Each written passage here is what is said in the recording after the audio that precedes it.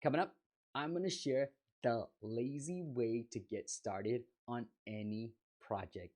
And it's the same strategy that I used to host my very first live event. Stay tuned.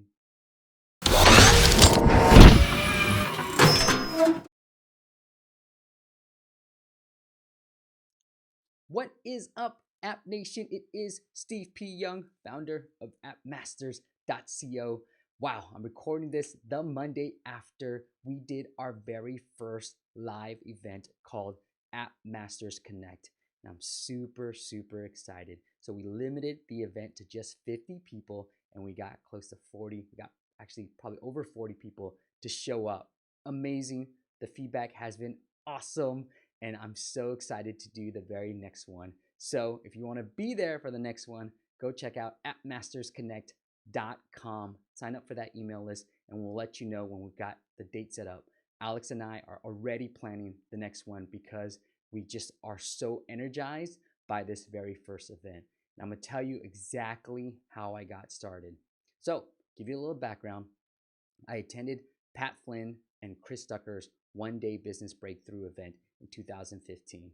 It was an awesome event, and it was something that I really liked the format of. There was mastermind hot seats, there were speakers, and there was a lot of networking, and it was a very intimate event, which is something I really liked, right? And so my vision has always been to connect with the greatest minds of the app space through my podcast, through my own mastermind, and now through live events. And so when I saw Pat's format, I said, I have to go. One, because I think it's going to be really useful. And two, I kind of want to see how they did it so that I can sort of either iterate and bring it into my own app space event. So I knew going into 2016 that this was an event that I wanted to do and host.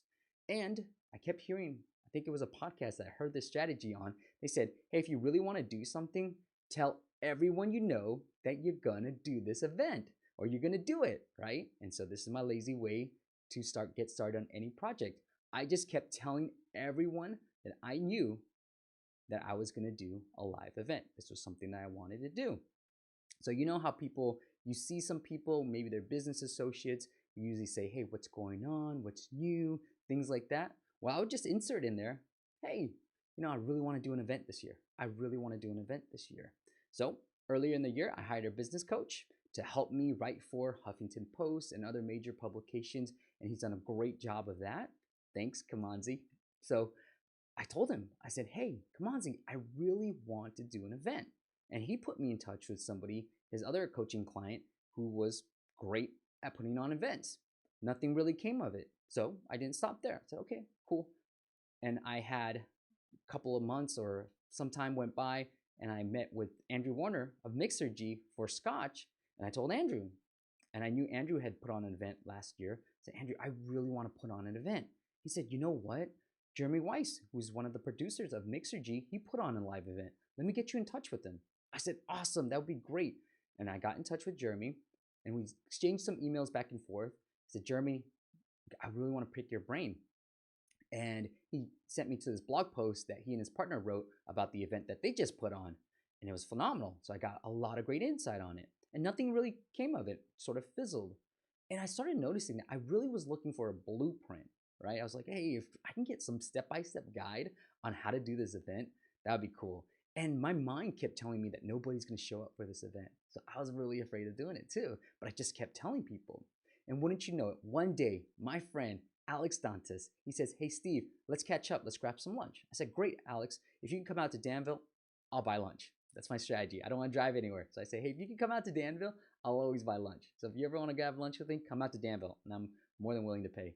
So we do, and we get to talking. I tell Alex, hey, Alex, I want to do an event.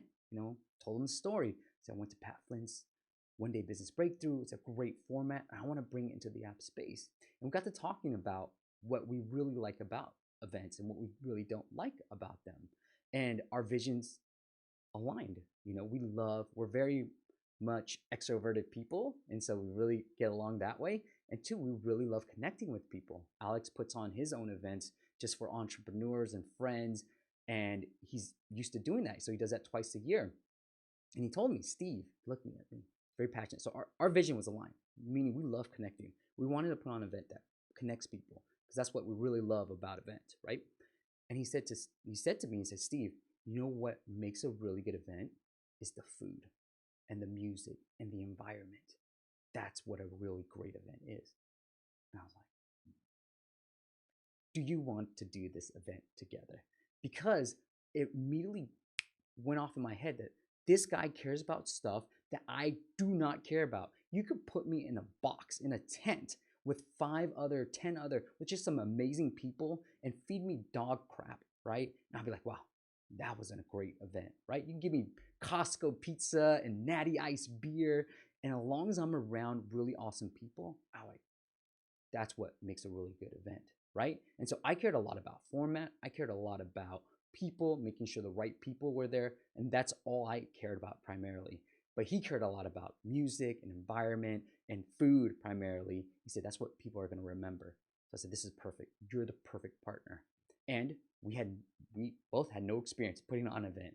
But because I had this partner, and this was the sort of the blueprint that I was looking for, right? We both figured out how to do it and we scrambled. And even last Tuesday, before we actually went on, so our event was on Friday, I was emailing with him and Gonzalo, another mutual friend, and Gonzalo was coming. And I said, dude, I'm nervous. I don't think anybody's gonna show up. Now we had there were about 20 tickets already taken, and so we knew at least 20 people were gonna show up, but I was still crazy scared that nobody would show up. But it worked, and it we did it, and we got a great reception from it. And Alex and I hugged after that event like really strongly, and we said this was so much fun, and we were so excited to do this again. And that's when you feel like when you feel like you're onto something is when you can't wait to get started again. That's what I feel like about my podcast episodes. As much nervous or as tired I might be going into a podcast episode, immediately after I record, I'd say, wow, that was amazing. I got so much good content from my guests, because really I treat these podcast interviews as like a therapy or consulting sessions, because I just talk about things that I might be struggling with, or things I'm hearing from my listeners or my readers or just people in the audience to say I'm struggling with X, Y, and Z, and I just talk about it. So a lot of it's just that, and it felt that way too. Like we went through a lot of angst, we had a couple of arguments, Alex and I, but afterwards we just said, wow, this was amazing, and the feedback was really, really great. And so that's my lazy way of getting started on any project. Just keep talking about it, and eventually you're gonna find that right person who's gonna be the perfect match. And I found like doing this event with Alex, one, was amazing because I loved working. I've been doing this business, and so much of it is working by myself that it felt great to have a partner that we can bounce ideas off of. And we made the event so much better together than we could have done separately. So I really enjoyed that. And Alex is like the perfect fit, because there's things that he doesn't care about, the things that I care about, and things that I'm good at, he's probably not good at, and things that he's good at, I suck at. And we really, really balance each other. And I told my wife, I said, this is awesome. Like, Alex is a perfect person for this. And who would have known? If I just kept talking about it, to everybody I knew, it ended up working out. And we seriously have now. So we're excited about it. So that's the lazy way of getting started. Now I want to shift into how do you stay committed to it? Because Alex and I agreed, because we've done a lot of different projects with partners that ended up fizzling out. We said we'll do one. We'll see how it goes. If we like each other still, we'll do another one. And then as we started planning it, I said, Alex, let's do 4. And this is one way. So once you get started, here's how you stay committed to it for a little bit, right? So let's do 4. Let's really commit ourselves to doing 4. Because 1, we're going to make it a lot better, right? If we had 4 in mind, we know that the next one's going to get better, and that vision is there. And we're committing ourselves to 4, right? And so I said, let's do 4 together. If we still like each other after 4, let's continually do this. Let's do 4. Let's try and knock out 4. And so I think doing that mindset, right? Like Tim Ferriss, when he launched his podcast, he said, I'm going to do, I forget what his number was, I'm going to do 10 or 20. If I still like it, I'm going to continue doing it. And I think for us as humans, we're very non-committal, right? We don't want to commit to anything. But if we know there's an end date, it'll commit us. And I think the power of having multiple things that you're committing to, it forces you to make it better, right? It forces you to kind of say, all right, this next time is going to be better. It forces you to improve on the current situation. and you get really good at it. So after this mini swings, if you still enjoy it, you're going to be one, really good at it, and two, it's going to be a great product. And three, in the beginning, you're not going to be so scared because you're going to think, hey, I'm only doing 4. If it doesn't work out, perfect. I've got an end date in mind. So I think that's the best way of doing it. That's what I found really worked for App Masters Connect. When I started the podcast, I had no idea where it was going to lead to. I just did it. And my lazy way was I was interviewing people. I didn't really have to come up with the content. All I had to do was ask good questions and really listen to the guests. And that was it.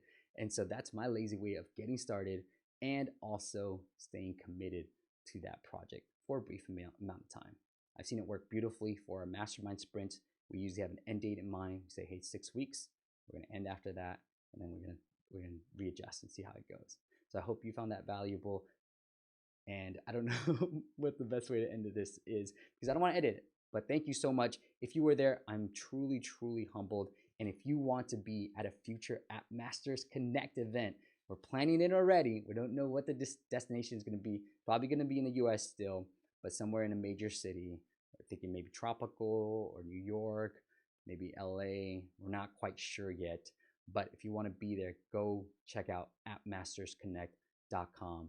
And if you're working on a project that's been in your mind for a long time, just tell everybody you know what you want to do. You don't have to go into details. Just say, look, I want to do X, Y, and Z. Tell me, tell whoever you're talking to, and hopefully by the end of this year, you'll have accomplished this goal that I was able to accomplish as well. Thanks for tuning in, and I'll see you on the next video. Bye.